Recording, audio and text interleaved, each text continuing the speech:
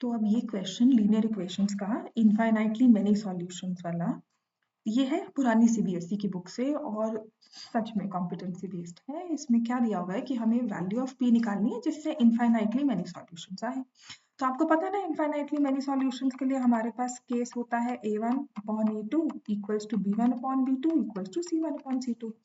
तो इसी के साथ कंपेयर करते हैं। a1 a2 क्या हो गया p अपॉन 12 और b1 b2 क्या हो गया 3 अपॉन p और c1 c2 बिकॉज दोनों ही एक साइड पर है तो I can write p minus 3 and p, है ना। वरना हमें कांस्टेंट टर्म्स को हमेशा एक साइड पे करना होता है। एक्चुअली सभी कोएफिशिएंट सभी टर्म्स को एक साइड पे रखना होता है and then we compare the coefficients. I hope वो बेसिक्स हमारे क्लियर है। तो हमने ये a1 by a2 b1 by b2 c1 by c2 ऐसे रखा। फिर हम क्या करते हैं कि इन दोनों से इक्वेट करते हैं, तो हमारे पास आ जाएगा b स्क्वायर इक्वल्स टू 36। ठीक है, तो जिससे आपने p की वैल्यू निकाली प्लस माइनस 6। मान लो इसको मैंने ऑप्शंस में आपको दिया हुआ है एज प्लस 6 और b पार्ट में दिया हुआ है माइनस 6, c पार्ट में दिया हुआ है प्लस माइनस 6, d पार्ट में दिया हुआ है लेट मी से एनी अदर ऑप्शन 3। तो आप क्या मार्क करोगे, है ना। आप तो प्लस माइनस 6 मार्क करके यहाँ से आगे बढ़ोगे कि हमने क्वेश्चन सॉल्व कर लिया। यहीं पर ये क्वेश्चन कॉम्पिटेंसी बेस हो जाता है because we need infinitely many solutions. जब भी आपके पास दो आंसर्स आए ना, हमेशा चेक करना है कि क्या कोएफिशिएंट्स इनफाइनाइटली मेनी सॉल्यूशंस दे रहा है या हमें कोई और केस आता है और वो केस होता है नो सॉल्यूशन का, कि वो केस तो नहीं बन रहा।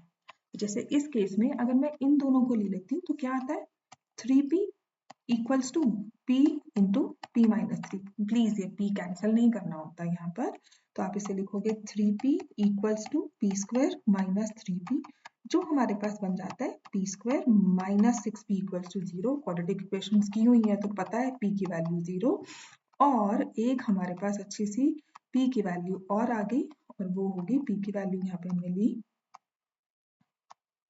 0 और p की वैल्यू मिली 6। देखो इसका मतलब क्या है कि इन दोनों को सेम होने के लिए, इन दोनों रेशियोज को सेम होने के लिए p की वैल्यू या तो प्लस 6 लिखो या माइनस 6। दो इक्वेशंस को सेम रखना है, p की वैल्यू को प्लस 6 लिखा या माइनस 6।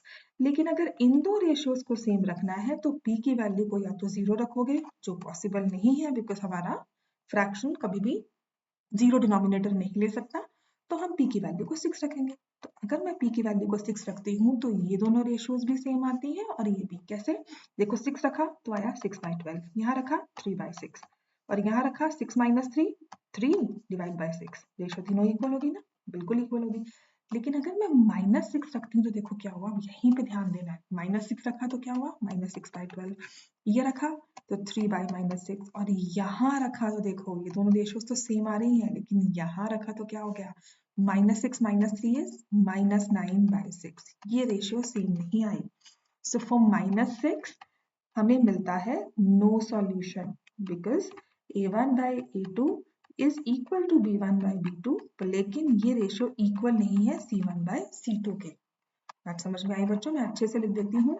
माइनस 6 पे हमें मिल रहा है नो सॉल्यूशन क्योंकि a1 by a2 is equal to b1 by b2 but not equal to c1 by c2।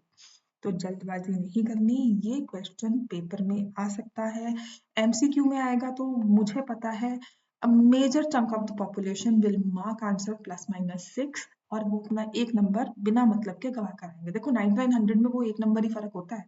तो यहाँ पर ये आंसर है plus 6 for infinitely many solutions. अच्छा आप मुझे ये बताइए, आप बोर्ड्स में लिखने के लिए कौन सा पेन यूज कर रहे हैं। मैं आपको एक बहुत अच्छा पेन रिकमेंड करूंगी। पिछले एक हफ्ते से मैं वो पेन यूज कर रही हूँ, बहुत ही स्मूथ फ्लो है उसका, इतना अच्छा और इतना, and it's very cheap also, it's not very expensive. बहुत ही अच्छा पेन है, मैं जरूर रिकमेंड करूंगी। पर आप मुझे बताइए आपको चाहिए रिकमेंडेशन कि नहीं। हैव अ नाइस डे और अपने क्वेश्चन सॉल्व करते रहिए, अपने डाउट्स पूछते रहिए और सीखते रहिए। Thank you.